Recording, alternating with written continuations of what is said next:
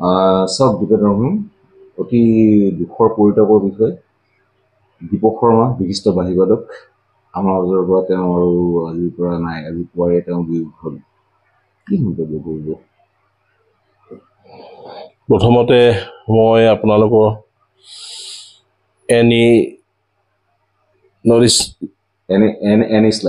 Anise লাইফলৈ মই ধন্যবাদ জ্ঞাপন কৰিছোঁ। আজি এনে সুখাবুল বতৰত আপোনালোকে মোক লগ কৰি আমাৰ এই 2025 শেষৰ ফালে গোটেই অসমবাসীক আবেগিত কৰি আমাৰ মহান শিল্পী তথা দৰদী মানৱ দৰদী শিল্পী জুবিন গাৰ্গ দাদাই আমাৰ অসমবাসীৰ পৰা আঁতৰি গ'ল। ঠিক তেনে আমাৰ আবেগ আজিও আমি আবেগিক হৈ থকাৰ মাজতে পুনৰ অসমৰ মহান সকলোৰে মৰমৰ বাহিবাদক আজি খবৰটি গম পাই খুব মৰ্মিত হ'লোঁ। আৰু মই অকল নহয়, আজি গোটেই আমাৰ অসমকে লৈ নৰ্থ ইষ্টক লৈ আমি গৌৰৱ অনুভৱ কৰিছিলোঁ। যিমান দিন দাদাক পাইছিলোঁ, দীপক শৰ্মা দাদাক বাহিবাদক হিচাপে, বিখ্যাত হিচাপে, আৰু তেওঁৰ বাহিবাদকে আমাক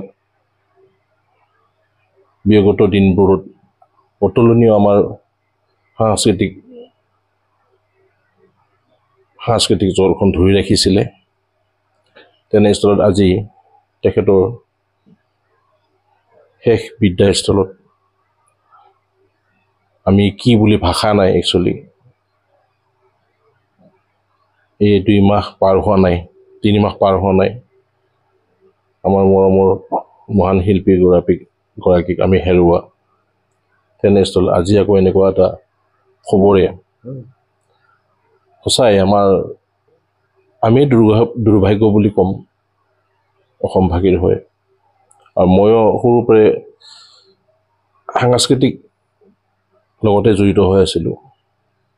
90 দশকত তেতিয়া আমি নতুনকৈ উঠি অহা ডেকা আমি বিহু পৰিৱেশন কৰিছিলোঁ বিভিন্ন সৰু সৰু মঞ্চত, ডাঙৰ মঞ্চত নহয় আৰু সৰু সৰু মঞ্চত গাঁৱে গাঁৱে বিহু হুঁচৰি মাৰিছিলোঁ। মই ঢোল বজাইছিলোঁ 90 হাউচত, অৱশ্যে 1990 হাউচ এনেকুৱা অৱস্থাত মই তেতিয়া খুব মোৰো বয়স ডেকা হৈ উঠিছিলোঁ। আৰু সেইখিনি সময়তে আমি তেতিয়াতো খুব আমাৰ মৰমৰ জিতুল দাই গুৱাহাটীৰ এনেকুৱা বিহু মঞ্চবিলাকত বিহু পৰিৱেশন কৰিছিল। আমি তেওঁ চাইছোঁ। তেনেস্থলতে আমি নতুন হিচাপে লগ পাইছিলোঁ জুবিন দাক। আৰু মই খুব জুবিন দাৰ 90 দশকত যেতিয়া আমি সাংস্কৃতিকৰ লগত খুব পাগল টাইপ আছিলোঁ। আৰু সেই অৱস্থাত তেতিয়াতো দাদা বুলি কোৱা নাছিলোঁ, জুবিন বুলিয়ে আৰু জুবিন আৰু মানে সমৰীয়াও হয় সেই সময়ত আৰু ওচৰত আমি যাবৰ কাৰণে খুব এতিয়া বৰ্তমান যেনে পৰিস্থিতি, তেতিয়া নতুন হ'লেও আমাৰ মানে খুব মানে তেখেতৰ লগত অলপ আলোচনা কৰিব মন আছিলে। আমি ৰাতভৰ তেতিয়া বিহু ষ্টেজ যিটো মঞ্চৰ পিছফালে আমাক মানে একদম লিষ্ট হিচাপে নাচিব দিছিলে বিহু। তেতিয়া আমি আৰু আমাৰ লিষ্ট নাহে, ৰখি থাকোঁ। তেতিয়া জুবিন দায়েও গান পৰিৱেশন কৰিব আহে। প্ৰথম তেতিয়া মায়া মায়া গানটো ওলাইছিল। আৰু আমি খুব নতুন ষ্টাইল, নতুন যুগৰ গান আৰু এনেকুৱা এটা পৰিৱেশ পাইছিলোঁ। আমিও সময়ত ব্যস্ত হৈ গ'লোঁ। গানটো শুনো, গোটেই জীৱনটোৱে গান শুনিছোঁ, কিন্তু 90 দশকত আমাৰ যিটো হেৰি আছিলে সেইটো আমাৰ তেতিয়া হেৰাই গ'ল সংসাৰ কৰাৰ কাৰণে। গানত পাগল, এতিয়াও কোনো ব্যস্ততা সেনেকুৱাই আৰু। তো আজিও সেই একে হঠাৎ আজিৰ দিনটোতো এনেকুৱা এটা খবৰ পালোঁ, বিখ্যাত বাহিবাদক তেখেতৰ বাঁহীৰ যিটো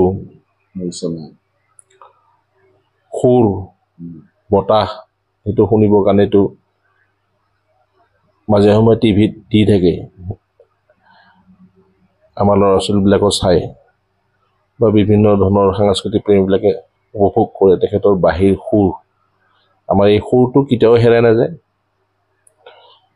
অদ্বিতীয় সুৰ হয় একচুৱেলি ক'ব গ'লে তেখেতে বহুতো ৰাষ্ট্ৰীয় বঁটা তেনেকুৱা এৱাৰ্ড লাভ কৰিছে তেনে এজন ব্যক্তিক এই সমাজখনে হেৰুৱাটো খুব দুৰ্ভাগ্যজনক আৰু আমাৰ আত্মাত সদায় থাকিব জুবিন দা লগতে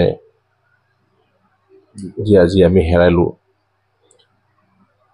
দীপক শৰ্মা দাদাক আমাৰ অন্তৰত সদায় থাকিব সেয়াই আৰু এই দুখ দিনত এইখিনি ইমানেই আৰু কি ক'ম আৰু এইবিলাক আৰু ভাষাই নাই ক'বৰ কাৰণে একচুৱেলি হয় দীপেন ৰহং এটা কথা জানিব বিচাৰিম আপুনি সামাজিকভাৱে বিভিন্ন কাৰ্যক্ষেত্ৰত জড়িত হয় বিগত বহু বছৰ ধৰি আপুনি সামাজিক কাৰ্যকলাপৰ সৈতে জড়িত হৈ থকা আমি প্ৰত্যক্ষ কৰিছোঁ বৰ্তমান আপুনি কেনেকুৱা ধৰণেৰে ব্যস্ত হৈ পৰিছে সমজুৱা এই কাম কাজত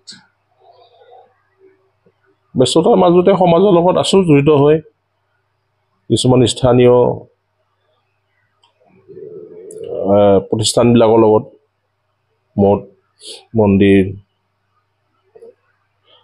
যেনেকুৱা ধৰি লওক সাংস্কৃতিকভাৱে হওক বিভিন্ন ধৰণৰ আৰু যেনেকুৱা মানে মই সময় দিব পাৰিছোঁ লগতে সংসাৰখনো আছে এনেস্থলত মই জড়িত হৈ আছোঁ আৰু যিমানখিনি পাৰোঁ আমাৰ নিজৰ কাৰ্বি জনগোষ্ঠীৰ হৈ আছোঁ মোৰ স্থানীয় কিছুমান বিহু ইয়াতে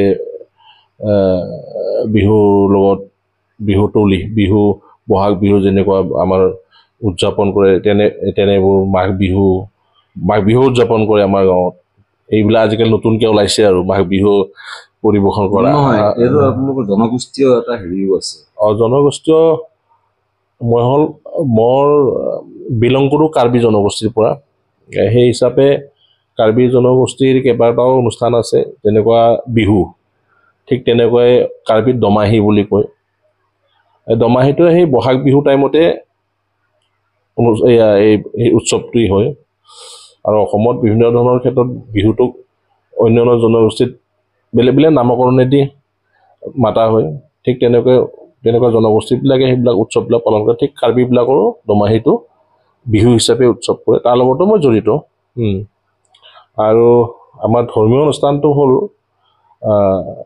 বাংঠাই আছামৰ হেৰিত হয় জৰিয়তে হয় এইটো হ'ল আমাৰ কাশীদম উৎসৱ বুলি কয় কাশীদম উৎসৱত মই 4-5 বছৰৰ পৰাই কিন্তু জড়িত হৈ আছোঁ বিগত 3 বছৰটো মই কেন্দ্ৰীয় কমিটি আৰু আমাৰ যিবোৰ বছৰত অভ্যৰ্থনা সমিতি হিচাপে কমিটি গঠন কৰোঁতে তেখেতসকলৰ লগতো মই অন্তৰ্ভুক্ত হিচাপে জড়িত আৰু মই সঁচাই এটা ইণ্টাৰেষ্ট আছে কি আমাৰ স্থানীয় জনগোষ্ঠীবিলাকৰ সাংস্কৃতিকেই হওক ধৰ্ম ৰীতি নিয়মেই হওক সদায় এটা মানে ৰাজ্যিক ক্ষেত্ৰতে হওক বা বিশ্বক মানে এটা দৌৰাদলিত লৈ যাবৰ কাৰণে মোৰ খুব এটা চেষ্টা আগৰ পৰাই আছে আৰু এনেকুৱা এতিয়াও মই চেষ্টা ব্ৰতী আৰু এতিয়া